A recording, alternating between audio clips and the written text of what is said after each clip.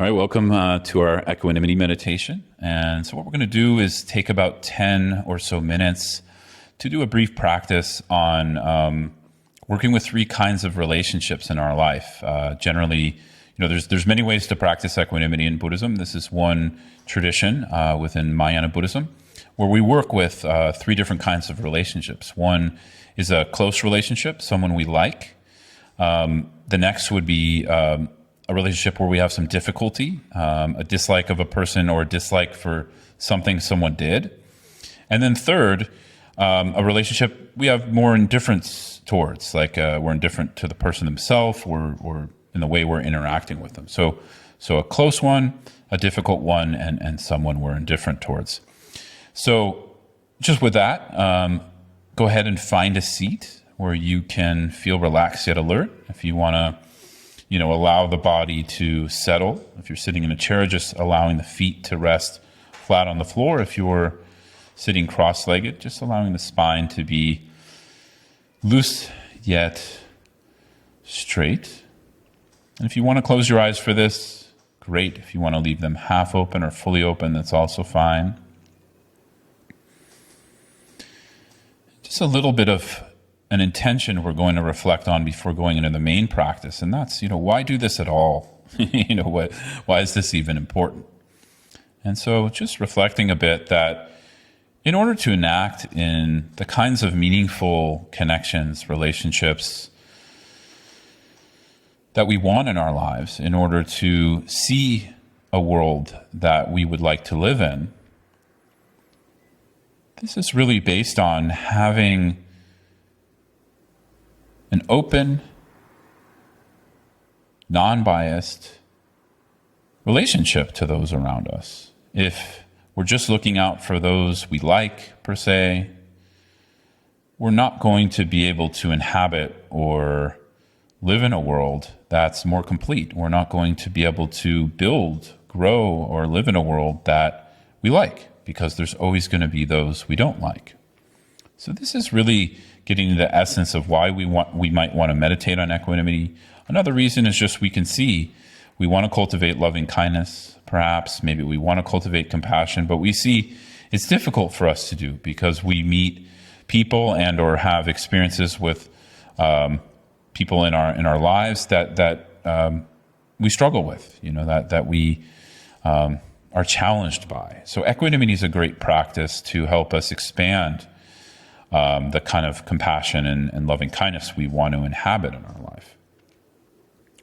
So with that said, we're going to go ahead and imagine these three kinds of figures. One, a close one, a difficult one, and one, just someone we're more indifferent towards.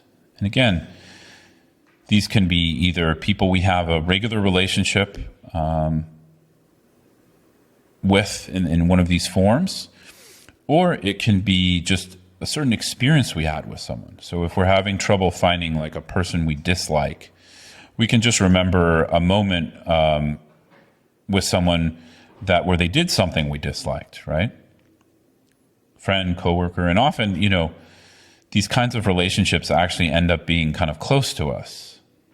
One of indifference, it can be a stranger if we like someone we see often in a grocery store we go into, or a neighbor, a coworker we don't know that much about. But it can also be someone in our life that we do have more indifference towards. We're not sort of feeling that close to them, but we're also not feeling that distant from them. So just take a moment to reflect on who you want to bring in here.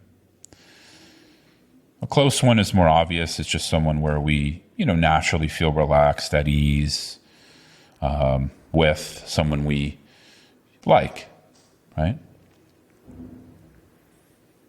Traditionally, usually we place the likable person to our left in front of us. We imagine them there. We imagine the difficult person in front of us, and we imagine the person we're more indifferent towards to our right.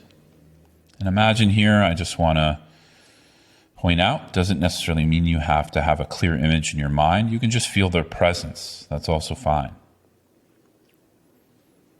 And the first thing I want to bring up is just a prompt to tune into what's happening as you allow these figures to arise in the space in front of you, either feeling their presence or visualizing them perhaps, what are you noticing in your body? What kinds of sensations? What kinds of temperatures? Is it more hot when you move to one of the figures versus another? How do you feel? Is your body tensing in certain ways when you're thinking about one versus another? See if you can welcome these responses. And what I mean by this is any kind of feedback you're getting in the meditation is just that, feedback. It's information about yourself. We don't have to judge it. We don't have to diminish it. See if you can look at it more objectively. And so we do this as we look around the room we're now imagining, moving from the left to right with our gaze or our felt perception, just feeling the movement, the difference in the shades.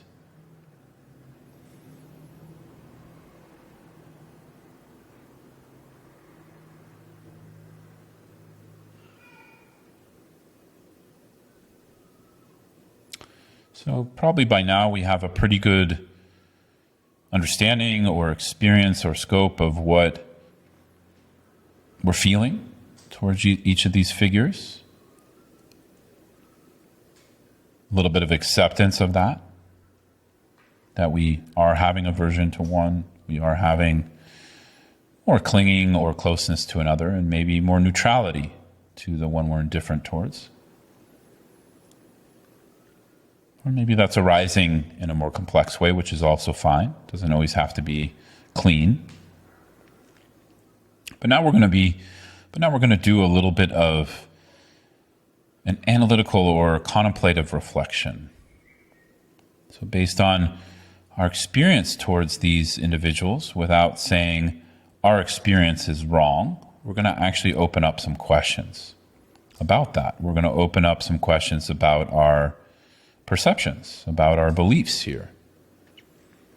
So at the very least, we have to have an openness to asking some questions, to opening up some new perspectives on our beliefs. And so here we can just reflect on the basic idea that just as we ourselves want to be happy and want to avoid pain of all kinds, so do these three individuals.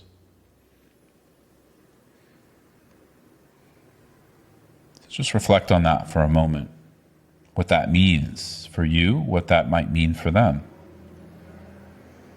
Is that true? Do you yourself want to pursue things that make you happy, that help you to feel at peace, at ease? Do you try to avoid things that cause you pain? I'm guessing, probably like me, that's most likely true. And so perhaps it's also true for the one you're feeling closer to, the one you're feeling difficulty with, and the one you're feeling indifferent towards. So as you look at each, again, tuning into each of these, starting with the left, the close one, moving towards the one that's more difficult for you, and then moving to the right and the person you feel more indifference towards.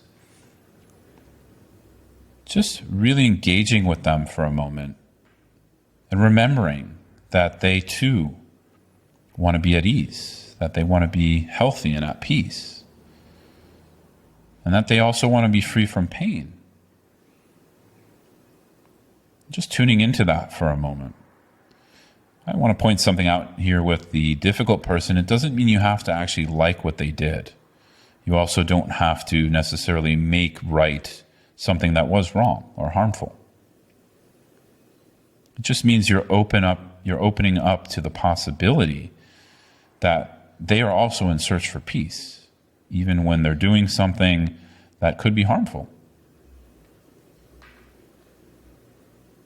And the same goes for the person who's more of a stranger, or we have more neutrality or indifference towards.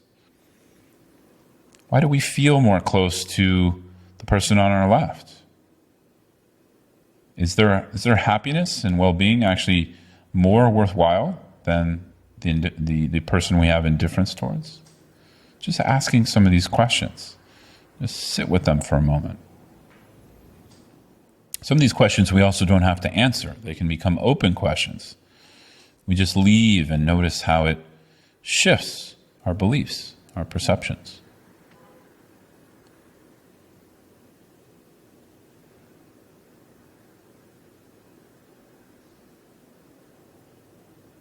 And always, if we get overwhelmed, we can just come back to our initial prompt, which is a recognition that we all want to be at peace and at ease, and we all want to be free from pain.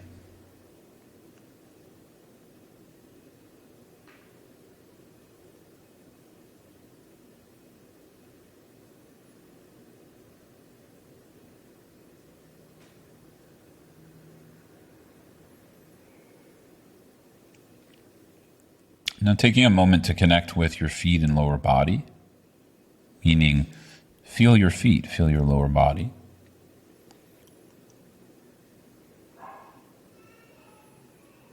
We can just temporarily let go of the contemplation.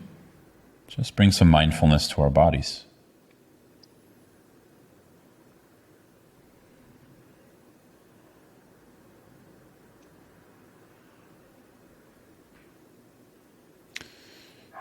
So, having cleansed our palate a little bit, so to speak, coming back to the room now that we've created in our mind, what's shifted for us? Just asking this question.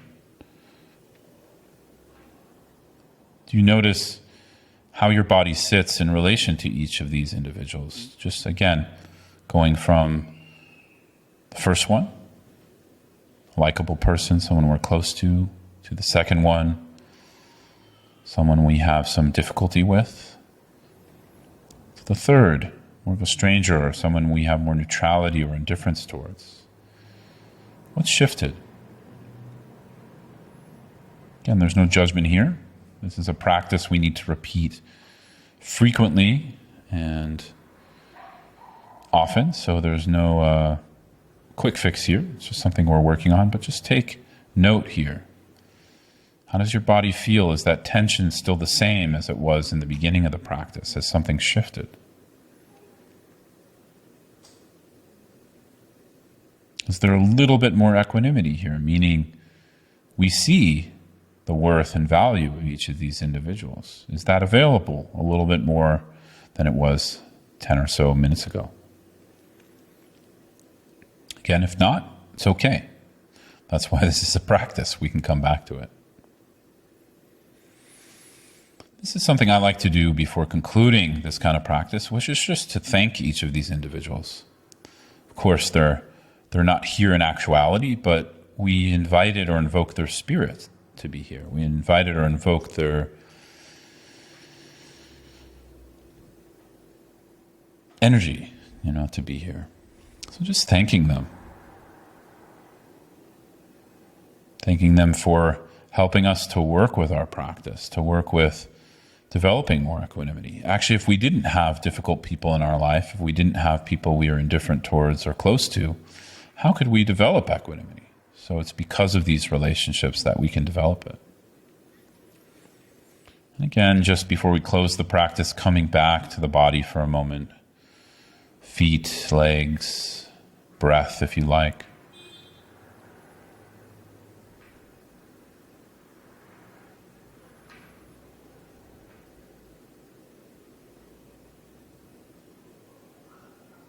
And just gently dedicating our practice towards freedom, that ourselves and all beings can be free.